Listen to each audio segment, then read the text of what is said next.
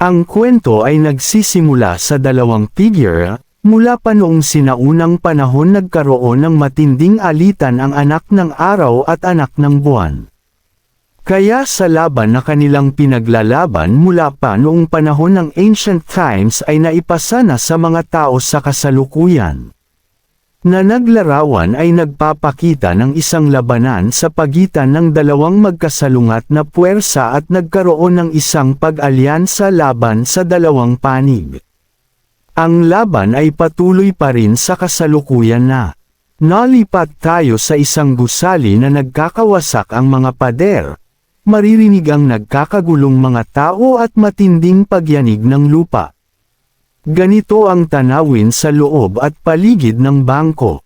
Biglang lumitaw ang misteryosong karakter at nagpakita ng isang nakakatakot na ngiti. Ha, sabi ng clown killer, ibibigay ko ang pangarap na gusto niyo umakyat sa langit habang naghahanda na ito.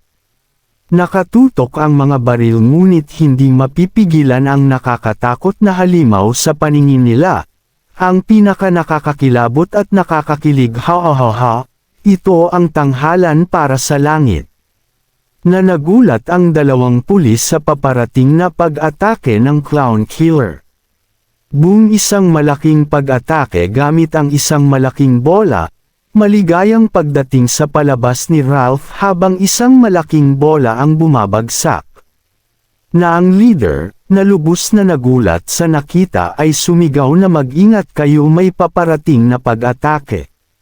Tikman nyo ang death ball, isang malakas na shockwave ang nagdulot ng matinding pagkawasak sa paligid. Kahit sa gitna ng pagkawasak ng grupo ng mga pulis, ang clown killer ay patuloy na nakangiti. Pagkatapos ay tumingin ito sa paligid na tila naghahanap ng mga natitirang insekto. Ganito talaga ang gusto ko. Ipinakilala ang karakter na ito bilang si Ralph the Clown na may A-rank, bilang summoner na kayang magpatawag ng pagkasabog o malaking bola na. May isang kamay na may hawak na baril, kita sa kamay niya ang labis na takot. Gayunpaman kahit natatakot siya rito ay nagagawa niya tutukan ito ng baril na sa kinakaharap niya ay naagaw ang pansin ni Ralph kaya napatingin ito sa kanya ng panlalait at kawalan ng pag-aasa na kung bakit nabuhay pa ito sa pag-atake niya. Si Ralph ay naglabas ng isang huling pag-atake na may kidlat na pumapalibot na tila hindi ito isang pangkarinawang pag-atake na gagawin niya na. May mga taong hindi lang alam ang lugar nila, sabi ni Ralph habang inihahanda ang kanyang huling pag-atake. Gamit ang kanyang tin shot, inihagis niya ito patungi sa kanyang kalaban, na sinabi niya, "Lamunin mo ito, Buratman." Isang malaking ngitiang ang ipinakita niya sa huling pag-atake.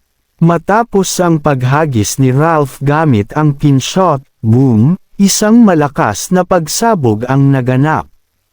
Malaipat tayo sa eksena sa pagnanakaw sa loob ng bangko ay isang grupo ng mga kriminal, na may mga baril na nakatutok sa mga empleyado, ay nag-utos na ibigay ninyo ang lahat ng pera sa amin, nagsabi ang isa na umalis na sila dahil wala na itong laman. Sa gitna ng usok at pagnanakaw, may isang dilaw na school bus na mabilis na umaandar patungo sa destination niya. Nakarating na ito sa destination kasabay ang tunog ng gulong na nagsenyales na nakarating na. May malakas na tunog ng gulong ng school bus at biglaang umagaw ng pansin ni Ralph, nang linungin niya ang pinagmulan ng tunog. Kundi pati ang grupo ni Ralph ay naaga din ang pansin dahil meron na silang sasakyan para makatakas, na oras na nila para umalis at umuwi sa base nila, sabi ng isa. Tumakbo sila patungo sa school bus habang hawak nila ang malaking pera na may isang malakas na yapat galing kay Ralph na. Ang isang kamay ni Ralph ay kumuha ng maraming dolyar na. May pagnanasa siya sa pera kaya kumuha siya ng ilan nito at kasabay ang paglapit niya ito sa kanyang ilong. Isang malapad na ngiti ang sumilay sa kanyang labi. Sa wakas, bulong niya, matagal na din hindi ako nakakaamoy ng ganito. Gamit ang perang ito, magpapatayo ako ng Ralph Land kung saan isang lugar na puno katatakutan at takot dito. Ngunit sa gitna ng kanyang kasiyahan, nagmamadaling sumakay ang dalawang kriminal sa sasakyan, mahigpit na hawak ang isang iniiyak na musmos at isang babae. Ang tensyon ay agad na tumaas nang marinigwang malakas na pagkatok sa pinto ng sasakyan. Bukas mo ang pinto, sigaw ng isa.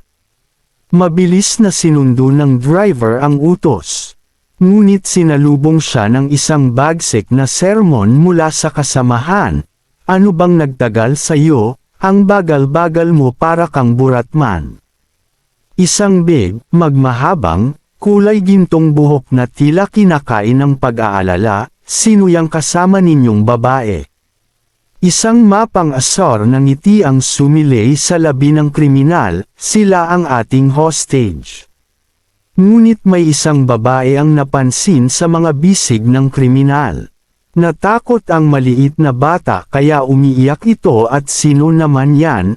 Sumagot, siya ay isang prinsesa, anak ng gobernador. Habang kumakanta ng walang paki, dagdag pa, nahuli na namin ang kanayang asawa at anak, at ito na ang hinihintay naming pagkakataon para makakuha ng malaking pera. Nakuha ang pansin ng protagonist sa palagid niya, na may isang nakasuot ng high-heeled na sapatos na tila nagmamadali. Kasabay nito, ang nagmamakaawa nitong umiiyak, nagmamakaawa ako iyo. Pakawalan mo ang anak ko, isa siyang bata at wala pang alam. Humawak ang kamay ng kriminal sa braso ng dalaga. Tumahimik ka kung ayaw mo masaktan habang nahihirapan ito sa pagkahawak ng kriminal. Sabi ng maliit na bata, Mommy, iligtas mo ko, Jessica, aking anak. Maghintay ka anak, ililigtas tayo ni Daddy dito habang ang bata ay umiiyak sa kanyang mama. Habang umiiyak ang bata sa kanyang ina, naaga ng isang kriminal na nakamaskara sa likuran ang pansin. Layuan mo ang dalawa hostage, utos ng protagonist. Ang dalawang kriminal ay tila nagulat sa ipinag-uutos ng bida. Sa kanyang mga kamay, hiniwakan niya ang mukha ng buratman, na nagulat ang buratman dahil hindi niya napansin ang paghawak niya. Kakasabi ko, layuan mo ang dalawang hostage kasabay ang demonyong tingin at pagkakahawak ng mahigpit sa ulo, na tila sinusubukan niya tanggalin ang pagkakahawak ng protagonist. Naagaw ang pansin niya sa isa, ano ang ginagawa mo sa kasamahan natin? Ikaw kang buratman habang itunulak niya ang dalaga sa gilid. Kasabay ang pagbibigay niya ng banta dito. Sa maaliwalas na kalangitan, may dalawang uri ng mga taong may kakaibang kakayahan. Mayroon ding mga gumagawa ng krimen, na hinihimok ng kanilang mga pagnanasa. Ay makikita dito na may hawak na baril kasabay ang pagputok na nagpapahiwatig ng isang signal. Na sila ay mga inapo ng anak ng gabi at tinatawag silang mga kontrabida ng mga tao dahil sa kanilang kaguluhan. Balik na tayo at magdiwang, kakain tayo ng marami ngayon, sabi ni Ralph, habang isinisigaw ang pangalan ni Ralph. Hiniwakan ni Ralph ang pinto at hinili ito.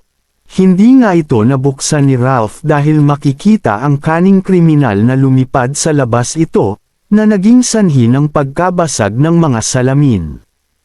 Mayroon ding mga, sa mukha ni Ralph ay nagulat siya na nakikita niya, habang may usok na pumapalibot sa kanya. Ngunit may lumalaban din sa mga kontrabida. Wala siyang awa na tila makikita sa mga mata niya ang determinasyon habang dala ang isang lalaki. Walang malay na hinagis ito sa harapan ni Ralph. Gayunpaman pinupuri sila ng karamihan habang tumatayo sila para sa mga tao at pinoprotektaha ang mga ito. Ito ang kaninang dumurog sa dalawa, makikita sa estilo niya ang pagiging kontrabida. Labis na makikita sa kanyang mukha ang takot at pagkagulat, kung sino ba ang nasa harapan niya. Hindi ba halata, nandito ako para magtapon ng basura, kasabay ang pagtanggal nito ng mask. Nagulat grupo sa nakita, sila ang mga inapo ng anak ng araw, kasabay ang paghulog niya ng kanyang mask. Siya ang protagonist na, ipinakilala na si Cassian Lee, isang S-rank, na may isang mapangwasak na apoy, sila ay tinatawag na mga psyche ng mga tao. Isang taon na pala, Ralph, hindi ba? Takot itong nagsalita sa bida. Ikaw ba yan Cassian? Matagal na tayong hindi nagkikita. Malaking burat man ka, dito ka pala makikita? Tugon niya sa isipan, anong ginagawa ng demonyong tao na yun dito? Dagdag niya habang kinukuha ang earbuds, bastardo, anong ginagawa mo dito? Sinabihan na kita, huwag kang gumawa ng ikakamatay mo. Gamit ang apoy, nakapangyarihan ay sinusunog niya ang connection device. Kasunod ang ng mga ito, sa wakas Ralph, nagkita tayo, simulan na natin ang palabas, gusto mo ba yon? Na makikita sa kanyang mukha ang puno ng ugat, buwisit ngayon pa talaga nagpakita ang demonyo na ito. Para sa lahat na natitira, wala nang silbi sakin, kaya wala akong iiwan na bakas. Nakakaloko itong ngumiti sa mga buratman, habang ipinalabas niya ang kanyang kapangyarihan, dagdag niya, susunugan ko lahat ng baho na tinatago nyo.